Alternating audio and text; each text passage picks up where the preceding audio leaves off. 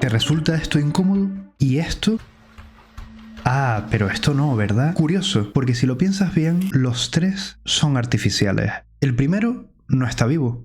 El segundo tampoco. Y evidentemente el tercero tampoco es un ser vivo. Y sin embargo, solo uno activa algo dentro de ti. No sabes exactamente lo que es, no sabes ponerle nombre, pero tu cuerpo lo reconoce inmediatamente. No es una emoción clara, no es miedo, no es asco, pero tú y yo sabemos que es algo. No tienes muy claro qué es, pero algo es. Como digo yo a veces, es otro rollo. Una sensación difícil de describir, pero imposible de ignorar. Ahora la pregunta importante no es qué estás viendo. La pregunta es, ¿qué está detectando tu cerebro? En 1970, un ingeniero japonés llamado Masahiro Mori, mira qué señor más agradable, observó un fenómeno extraño mientras estudiaba cómo reaccionaban las personas ante los robots. Descubrió que cuanto más humano parecía un robot, más empatía generaba en nosotros. Cuanto más se acercaba a nuestra apariencia, más fácil resultaba aceptarlo. Pero esto ocurría hasta un punto determinado. Había un punto muy concreto en el que la empatía no aumentaba. Se desplomaba en picado y en su lugar aparecía rechazo. No un rechazo racional, un rechazo instintivo. A este punto lo llamó el valle inquietante. Un descenso abrupto en nuestra respuesta emocional cuando algo parece humano, pero no lo suficiente. Y ese no suficiente humano es la clave. No es una metáfora filosófica, es un patrón observable, medible, repetido en experimentos, estudios perceptivos y pruebas interculturales. Personas que nunca se han conocido, que no comparten idioma ni contexto cultural, y esto es clave, reaccionan de forma casi idéntica ante ciertos rostros artificiales. Y eso es lo que lo vuelve interesante, porque cuando una reacción humana es universal, realmente no es cultural, es biológica. Todos, si nos pica un bicho en el brazo, nos rascamos. Si nos asustan, saltamos. Si alguien finge que nos lanza algo, intentamos protegernos. Es una respuesta inconsciente. Durante mucho tiempo se pensó que este fenómeno tenía que ver con estética, que quizás los rostros artificiales resultaban desagradables simplemente porque eran imperfectos. Pero esa explicación se derrumba en cuanto observas algo evidente. Los dibujos animados no nos inquietan. Las caricaturas no nos inquietan, incluso cuando adoptan formas realmente rarísimas. Los robots, claramente mecánicos, no nos inquietan tampoco. Sabemos que no son humanos. Y eso no nos molesta. El problema no es lo artificial, el problema es lo casi humano. Para entender por qué ocurre esto, hay que empezar por algo que la mayoría de la gente no sabe. Tu cerebro no percibe la realidad. Tu cerebro la predice.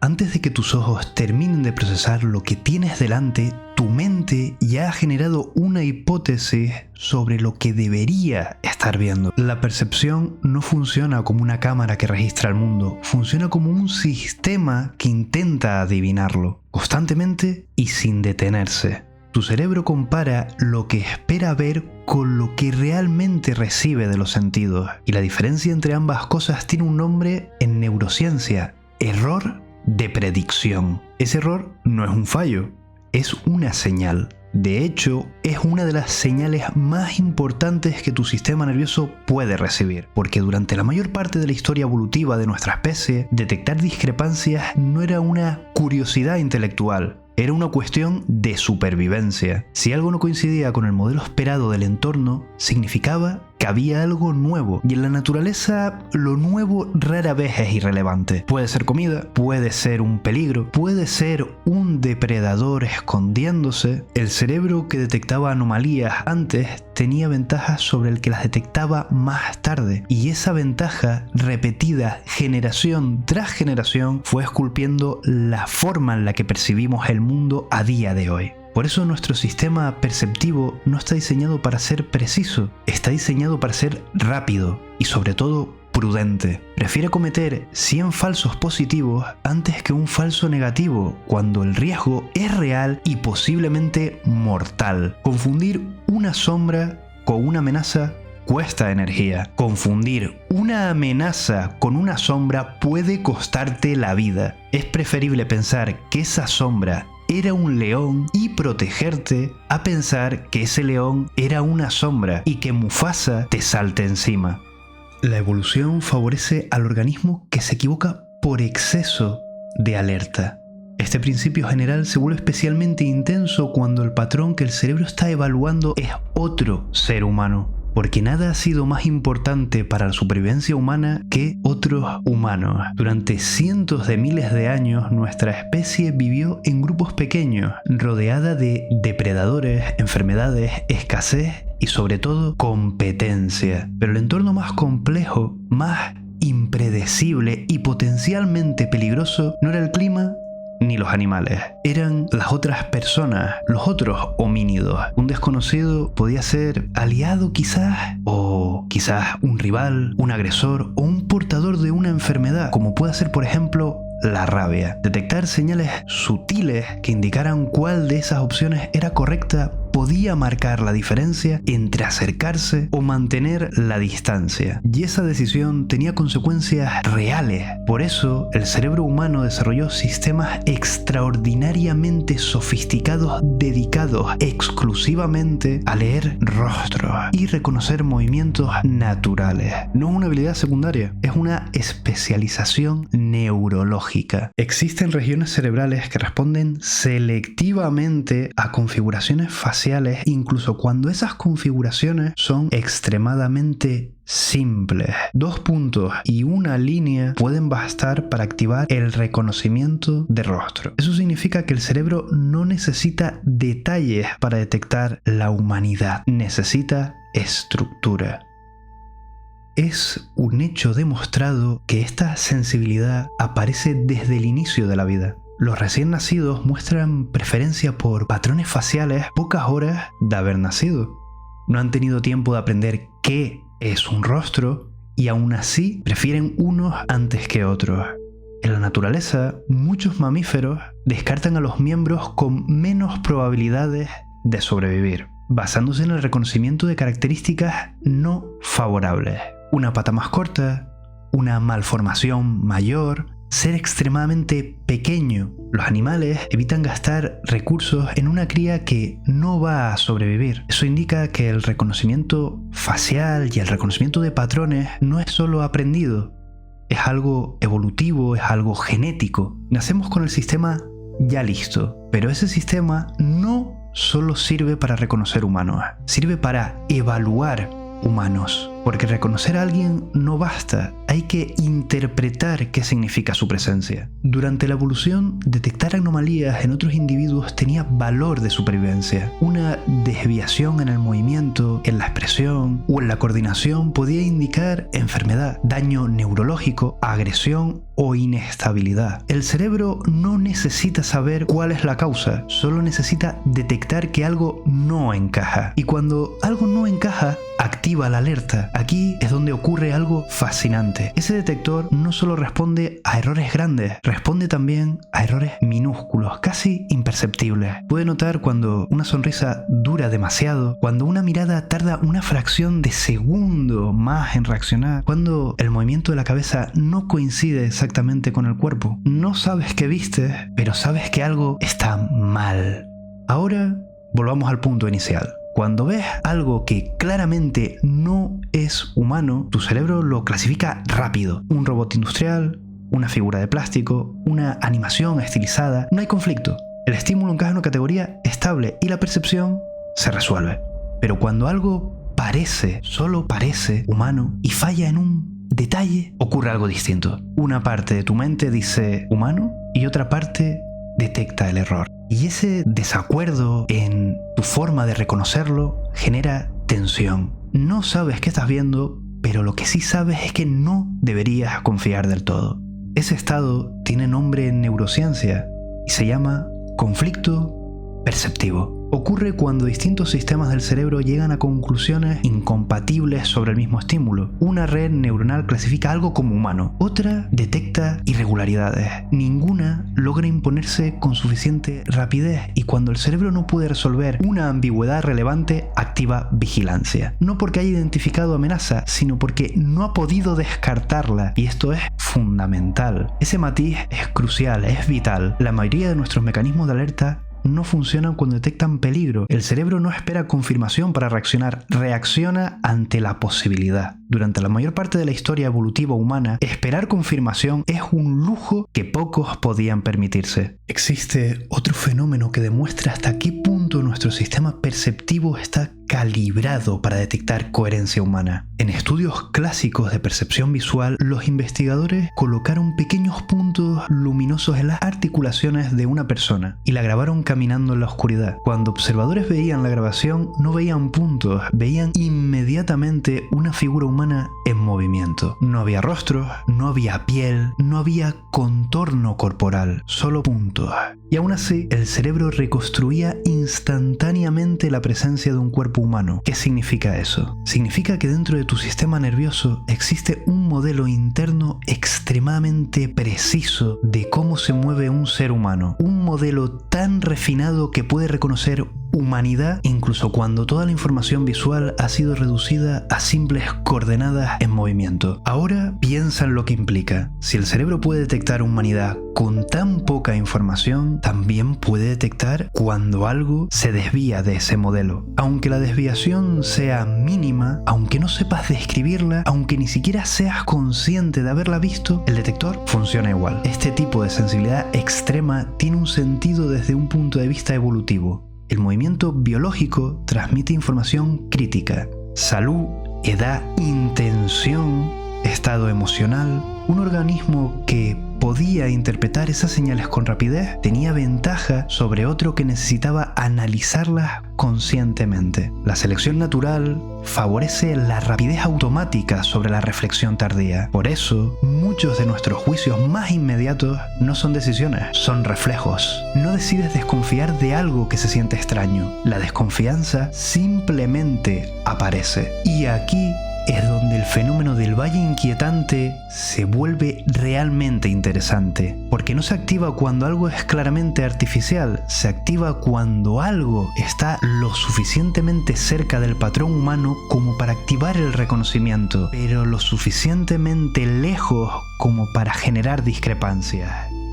No es algo artificial lo que produce la inquietud, es la casi humanidad. Esto plantea una cuestión incómoda. Si el cerebro humano posee un sistema tan sensible para detectar desviaciones mínimas en otros humanos, ¿qué tipo de presiones evolutivas hicieron útil un detector así de preciso? La evolución no diseña sistemas pensando en el futuro, solo conserva aquello que funcionó en el pasado. Cada mecanismo biológico que posee es el resultado de incontables generaciones de prueba y descarte. Los sistemas que fallaban demasiado desaparecían junto con los organismos que los portaban. Los sistemas que funcionaban sobrevivían lo suficiente como para transmitirse. Así que cuando observamos una función compleja en el cuerpo humano, podemos asumir algo con bastante seguridad. En algún momento, esa función fue útil, seguramente vital, no necesariamente en este momento, pero sí cuando evolucionó. Y aquí aparece algo fascinante cuando miramos fuera de la biología y entramos en la cultura. Civilizaciones separadas por océanos, lenguas y milenios desarrollaron historias sorprendentemente parecidas. No hablamos de tormentas divinas o criaturas gigantes, hablamos de algo mucho más específico. Relatos de entidades que parecen humanas, que hablan como humanos, que se comportan como humanos y que intentan acercarse a los humanos. En tradiciones alrededor de todo el mundo existen historias de espíritus capaces de adoptar forma humana, como por ejemplo el kitsune en Japón, un zorro que es capaz de transformarse en humano para drenar su energía vital e incluso poseerlo. El wakineko es prácticamente lo mismo, pero en vez de un zorro es un gato, también en Japón. Luego en China tenemos a la Baizuzen, la serpiente blanca que adopta forma de mujer para seducir a los viajeros. De la misma forma, en China tenemos al Lianxi, cadáveres reanimados que pueden disfrazarse de humanos. Tenemos la puca en Irlanda, que puede transformarse en humano o en animal para así engañar a las personas. Y en Amazonía tenemos a el encantado, un delfín rosado que puede transformarse en persona para seducir y secuestrar a aquellos que se encuentren con él. Y la lista de cambiaformas mitológicos que representan un peligro para el ser humano sigue y sigue y sigue y sigue. Cada país tiene el suyo propio. No lo dudes y por favor, tómate tu tiempo para escribirme en comentarios qué cambiaformas existe en el folclore de tu país. Ninguno de los seres que hemos nombrado comparten historia, geografía o idioma, pero lo que sí comparten es un arquetipo muy específico, el del impostor humano. Cuando un mismo patrón narrativo aparece de forma independiente en múltiples culturas aisladas, los antropólogos no suelen interpretarlo como coincidencia, lo interpretan como una evidencia de que una estructura psicológica es común. Los mitos no surgen al azar, suelen amplificar temores que ya existen en la mente humana. No prueban que estas criaturas realmente existieran, pero sí muestran que la idea de ellas resulta intuitivamente creíble para nuestra especie. Y eso es lo interesante, porque la mente humana no suele inventar miedos desde cero.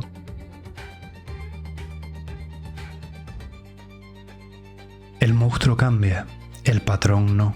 Durante casi toda la historia de nuestra especie, nada no humano podía imitar convincentemente a un humano, ningún objeto, ningún animal, ningún fenómeno natural.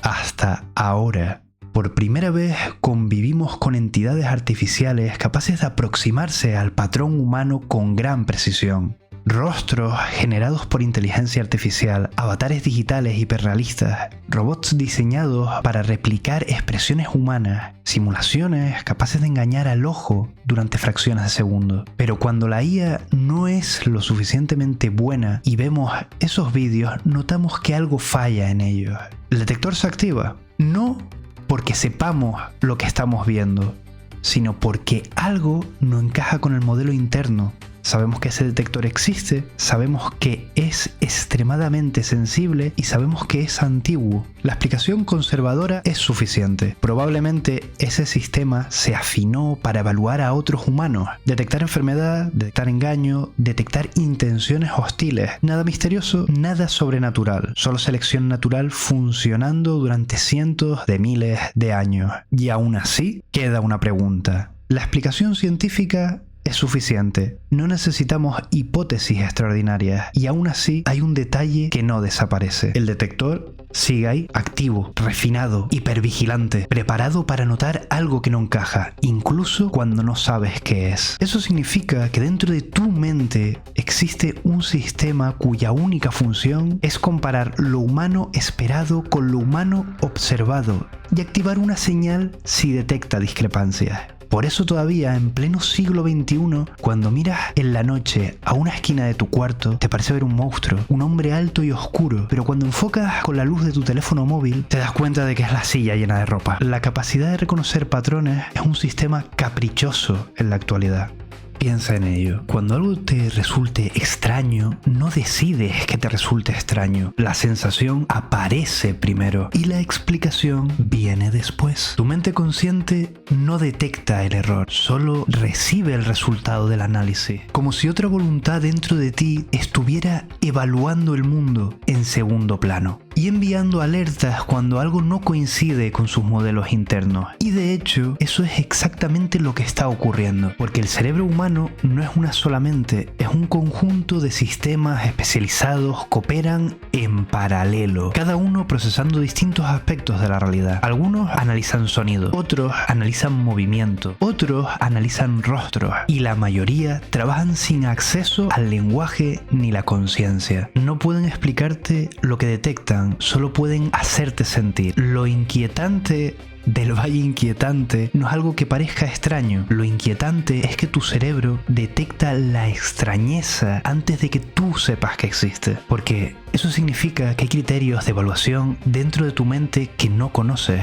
La evolución no crea sistemas complejos por accidente. Los crea porque en algún momento esos sistemas aumentaron la probabilidad de supervivencia de quienes los poseían. No porque fueran perfectos, sino porque eran útiles. La selección natural no premia lo correcto, premia lo que funciona. Si un mecanismo biológico persiste durante miles de generaciones, es porque en promedio funcionó mejor que su ausencia. Eso significa que los sistemas que tienes hoy en tu cerebro no son arbitrarios, son soluciones heredadas a problemas antiguos, problemas que existieron el tiempo suficiente como para moldear la biología de una especie entera. La mayoría de esos problemas ya no existen, pero las soluciones sí, porque la evolución es lenta. Mucho más lenta que el cambio cultural. Nuestro entorno moderno es reciente, nuestro cerebro no. Tal vez ese mecanismo existe para detectar enfermedad, agresión o anomalías sociales. Tal vez nunca tuvo otra función. Tal vez nunca hizo falta nada más para justificar su precisión. Yo ahora te planteo una pregunta. ¿Y si este sistema tan específico, y no hablo de reconocer un león entre arbustos, ni de distinguir una sombra en la maleza, hablo de algo mucho más preciso, la capacidad de reconocer falsos humanos? Si esa capacidad hubiera surgido por algo concreto, piénsalo, haz conmigo este ejercicio de imaginación. Si hubiera habido algo tan peligroso que nos hubiera obligado evolutivamente a modificar nuestra conducta y nuestro cerebro, algo tan extraordinario en mimetizarse con los humanos y al mismo tiempo tan mortal que hizo que nuestro cerebro desarrollase este sistema. Hablo de un Apex Predator especializado en engañar y darle caza a nuestros ancestros. Un depredador tan bueno mintiendo que solo aquellos hombres de la antigüedad que fueron capaces de ver más allá del velo de su engaño pudieron sobrevivir. Un monstruo ancestral que incluso nuestro cerebro es capaz de recordar y temer a día de hoy. Un terror primigenio.